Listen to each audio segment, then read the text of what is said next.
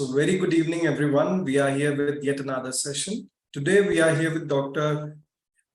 Jayati Amrutlal Bachani. She has finished her BMYS from Gujrat and she is doing currently Ashtanga Yoga, which is MSc in Ashtanga Yoga. Currently, she is pursuing.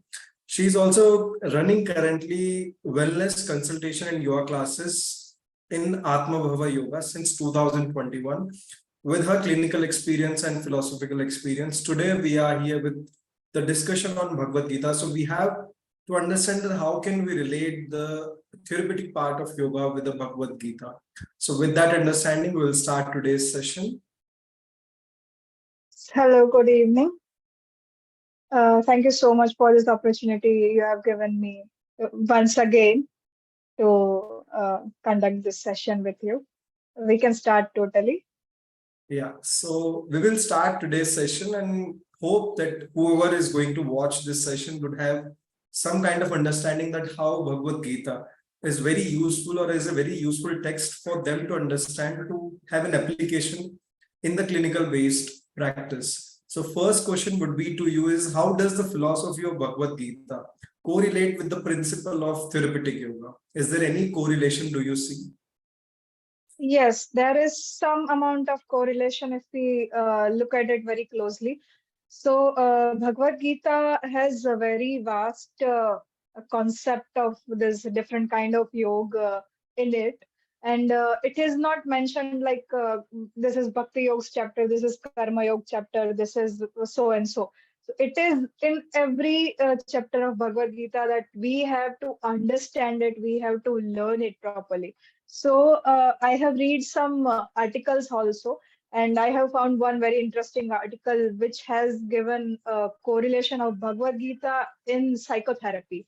Like CBT, we usually incorporate with our physical yoga as well. So they have given very good understanding that karma yoga, that Kam, Krodh, Lobh, Moh, Mad, Matsarya and all that is really impactful in our psychological well-being. And they understand this as stress is the root of everything. So if we remove that from our life, then everything will be very smoothly going. So if we are only conducting the physical sessions of yoga like asanas and pranayam only, then also there will be some amount of karma yoga and bhakti yoga, like we conduct the prayers and omkar chanting and all that. So therapeutically, it has a very deep impact in our yoga sessions planning. So then how do you see the teachings of Bhagavad Gita can be effectively incorporated into therapeutic yoga practices for mental health benefits? So as we see in second chapter of Bhagavad Gita, Shri Krishna has said about Sthita Pragya Avastha. So what is Sthit Pragya Avastha? That we are in balanced state of mind in all the situations. Either it is positive or it is negative. We are in the base state, Samatva. So why Samatva? Because if we are very happy about some achievement of ourselves, then that will fade away within a couple days or a week. If we are very sad about our current state or we are not satisfied with our current state, there are very less chances that we will improve it in future. So Shri Krishna says, Dukheshvanu Dvignavana Sukheshu Vigataspra, right? So in that case, in that scenario, we have to be stabilizing our mind and body, correlating every situation with our karma, and then we have to go further and improve our situation. That is the philosophical understanding. So if we consider it for mental health, then already we have a lot of expectations from our lives, and most of them are materialistic expectations. So when they don't get to meet our expectations, like for example our salary or our house or our car is not up to our expectations, we feel sad. We are not satisfied. We just want more and more and more and more. So if we are satisfied in what we are getting, we are grateful for what we are getting, we will be able to go further. We will be able to progress a little more than what we are doing. But we don't understand that. We are just hungry that we want this. I want this only. Like I will not compromise. So compromising is the first thing I learned from Bhagavad Gita personally. I'm not saying that leave everything aside and be a yogi and do puja path and all that. No. What I am doing is my karma. I have to keep doing that to keep my mind at its own place. So I cannot look at someone else and think about their success and compare that with my success. So first thing, it reduces expectations.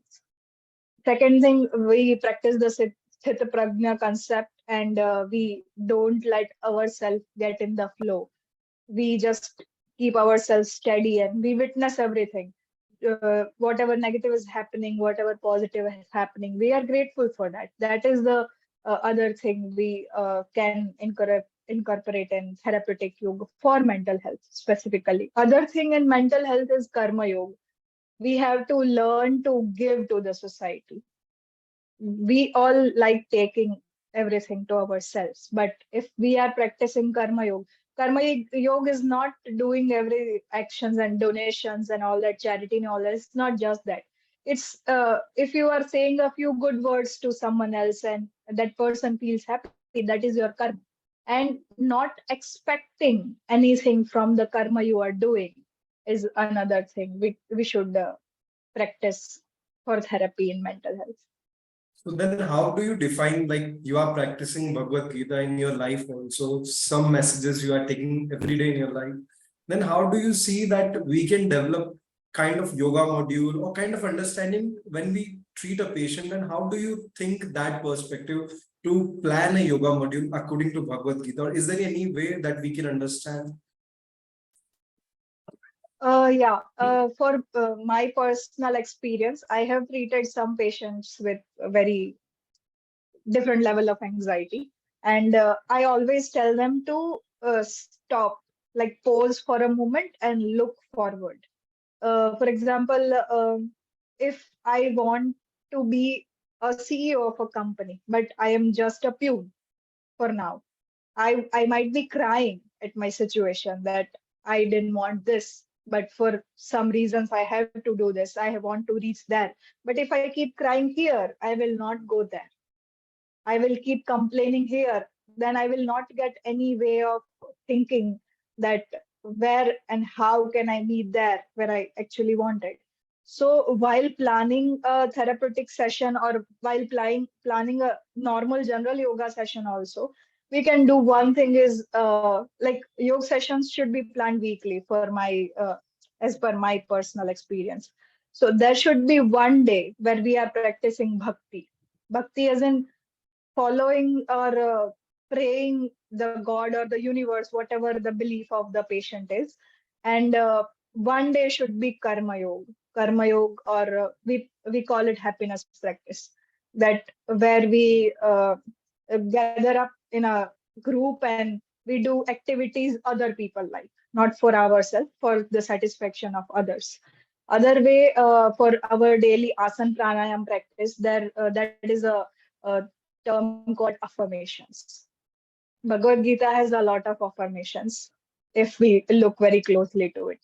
So Shri Krishna, in some points, Shri Krishna says that I am the supreme, I am the superior of everything. The best in everything is me. Like he says, Garud is me. Like trees are me. Everything is me. You are also me. You are a part of me. So we have to understand the Atma Paramatma concept first for incorporating Bhagavad Gita in life.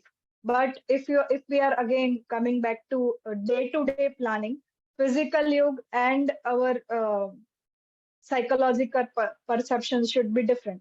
So there might be affirmations, a group of affirmations we give while relaxation, like the last relaxation. And there must be some pranayam practice also in the session, and that should be with the mantra. That way we can omkar specifically, because Bhagavad Gita has given a lot of importance to pranava. And we have read it in Patanjali Yoga Sutra as well, that pranava is everything. Like if even if you don't believe in God, you can do omkar.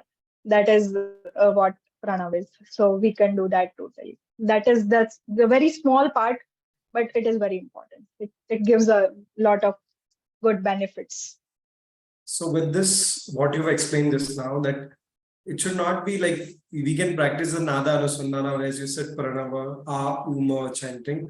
So how do you convince a patient for its spiritual benefits, not with the terms of any religion, but the benefit of the text, the benefit of the philosophy behind that text? How do you explain to all kind of patients? Because it might be difficult at some point of time. Yeah, because every patient has different religious beliefs and they Yeah. are spiritually active or not, or they believe in science and they don't believe in spirituality. I have faced that a lot. But when I have to convince them to do such practices, I tell them to ask themselves that what faith you have, like what is running you and your life. So that is Omkar for everyone. Whatever power is running your life, you don't believe in God, you don't believe in supreme power of universe, it's okay. There is something you are believing in, that is Omkar. And you have to focus that energy into Omkar and practice that daily. This is the easiest way I tell them to practice. Like, for example, like I give some patients Mahamrityunjay chanting, but they are not ready to practice it because they are very strict with their religion and they will not worship Shiva. So I tell them that your God is in the Mahamrityunjay. You have to practice that way. You have to divert your energies from that to this. Don't follow it for a religious belief. Follow it for your spiritual well-being. That is one way to do it. And other spiritually, you have to generally explain them that why spiritual well-being is important. Because for them, health and fitness is just physically and mentally healthy. They don't understand what social impacts and so what spiritual impacts are there when they are not balancing their life. So for that purpose, I usually tell them to do Omkar, to discover their own self and the purpose of their life. Omkar is it's very simple and sweet thing. So if someone is not from Sanatan Dharma or someone is from other religious faith, and then also they will understand why it is important to find themselves from within and understand why they are living and why they are suffering and whatever the purpose is, then they will follow it. Because as you said that creation is explained by the sound Om. So Yes. that's how we can understand, and we should not bound by any religion, but it's a practice which we can explore the self, which is the true nature of any individual. So with Yes, this, yes, totally. how do you define the different types of yoga? We see the Karma Yoga, Jnana Yoga, Bhakti Yoga, Raja Yoga. So if I would see that, like how do you see Bhakti Yoga teachings can be inculcated in terms of a therapeutic practice in your sessions, in your counseling, in your discussions? How do you see that?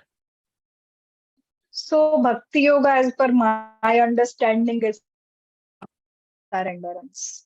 Surrenderance, like we see in ISKCON, that they surrender to God and they just become happy in the existence of Sri Krishna. So not just Sri Krishna, whatever your belief, whatever your faith is, you have to surrender yourself towards it. So in Tattva Bodh, it is differentiated Nitya Vastu, Anitya Vastu. It is differentiated as that. So Nitya Vastu is Parabrahma, the universe, and Anitya is everything else. So Paramatma is Nitya and Atma is Anitya. Like Atma is a part of Paramatma. That is the philosophy. So that way, if you surrender yourself to the universe, to the Paramatma, to the creation, to the creator actually, then it becomes Bhakti Yoga. So Bhagavad Gita says that you should worship Krishna. You should worship the particular energy that Krishna has. But for practical life, it is not possible for everyone to follow Krishna. There might be some different beliefs, there might be some conflicts, but the thing is that you should have a point or a power or a faith where you can surrender yourself as you are without making up other faces and putting on a different face than you actually are. You should be able to surrender your vulnerabilities and your expertise, your best things and your worst things, everything, your mistakes, your achievements, everything. You should be able to surrender somewhere. That is Bhakti Yoga as per my understanding. So we uh, suggest Ishwar Pranidhan. Like I said, Omkar chanting and Ishwar Pranidhan. So Yoga Sutra also tells that you should be surrendering to the power, not a god, but a power. So that is Bhakti Yoga as per my understanding. So Krishna says that you have to leave everything aside and focus on me. You have to worship me, like worship Krishna. So what he means to say is you have to put everything, every doubt, every conflicts aside and put yourself in front of your faith. Just surrender there and ask the question. You will get the answer. That is Bhakti Yoga for me from Bhagavad Gita. So as we are going through this session, we are understanding Patanjali Yoga Sutra side by side, because how the niyamas we have understood, because in niyamas that is explained about pranava and the practice of Ishvara Pranidhanani. Ishwar Pranidhan. So with this, that now we have understood the one concept of Bhakti Yoga, because the faith in medicine, what we see is while we treat a patient, a faith is a very important factor. So how do Yes. we cultivate faith in a very selfless way, which is a Bhakti Yoga, which I see that we can relate with this path of yoga. And how do you correlate same as like Karma Yoga, because that is misunderstood by the other aspects of it, like you said before, also donation and kind of these things. So how you do differentiate as actual Karma Yoga explained by Lord Krishna? So in Bhagavad Gita, Karma Yoga and Karma Sannyas Yoga, two chapters are there. So two different concepts. So Karma Yoga and Karma Sannyas Yoga both are at their best. So Shri Krishna also says that Karma Yoga is the best and easiest way you can improve yourself and you can reach to the reality. Reality is Paramatma for us. And Karma Yoga from Bhagavad Gita, Karma Yoga is whatever you do voluntarily or involuntarily as karma. It's not about giving away your belongings and giving away money to people who are in need and all that. That is good. That is good, but that is not karma. That is a part of karma. Whatever you are doing is your karma. There are three types of karma: mansa, vacha, and karma. Like what your actions are doing that, and your speech, the way you are talking with people, and the way you are thinking. These three ways are there. So if you are very nice verbally with people, you are giving away things and you are doing charity and donations, but you are thinking about killing someone in your mind, then you are not doing good. That is not a way to achieve karma yoga. So to achieve karma yoga, you have to be generous in mind, verbally also, and in your actions also. That way karma yoga should be practiced. So karma yoga, as I said in previously, that happiness practice. So when you are doing something selflessly, you are giving things to people who are in need, you are helping someone doing their things. For example, you see someone struggling lifting a box and you just give them a hand and they smile, and then that makes you feel happy. That is actual karma. That is the karma you are trying to see. So you have to see that, you have to have that feeling in everything you do, from when you wake up till you sleep. That is what karma yoga actually is. Karma yoga is not just donations and charity. For us, for clinicians, we should also follow this thing only. Patients keep faith in us to get healing and all the problems removed with the help of us. But it is not always into our hands. We cannot be disheartened if a patient is not able to follow a particular schedule. We have to modify it and all that. So we should not get frustrated over tiny things that patients are not following this and following that. That applies to us also, and for the patients and for other general people also. It is very important to understand that the person who is trying to help you is going all the way that person can go to do his karma and trying to help you. So everyone around you who is trying to help you is meaning you well. If it is failure or success, it's not in our hands. It's about doing it rightly, giving your 100% and not expecting the 100% in return. That is karma actually. So with this, there are so many things we have understood. We have just discussed like 4 to 5 questions, but that gives an overall picture of how we should look a Bhagavad Gita text is. We should not look Yes. at a religious text, I would say, for everyone who is going to listen to us. And what would be your message to all the BNY students, because they do not understand the value of this book as a yogic text. They see as a religious text and they do not understand the importance of the very valuable book which other people are using it in their clinical practice, but we are missing it. So how do you say a message, or do you understand for those people? So my first encounter with Bhagavad Gita was when I was in second year of BNYs. I was going through a hard phase of my life. I was in very vulnerable space, and my father told me to read Bhagavad Gita once to get answers to all my questions. So all the BNYs practitioners out there, there is no other way you can get your answers. You have to go with Bhagavad Gita. Make it a point that you read it and discuss it with your friends so that you can understand what other people have got from the text. It is not about Shri Krishna telling something to Arjun. It is the universe conveying a message to the public to understand that what you are running behind is not reality. What you are running behind is just basic necessity and a little above the necessity to prove yourself capable of doing something. But to get actual satisfaction and actual happiness, you have to follow certain rules of life. And those rules are very clearly and easily taught in Bhagavad Gita.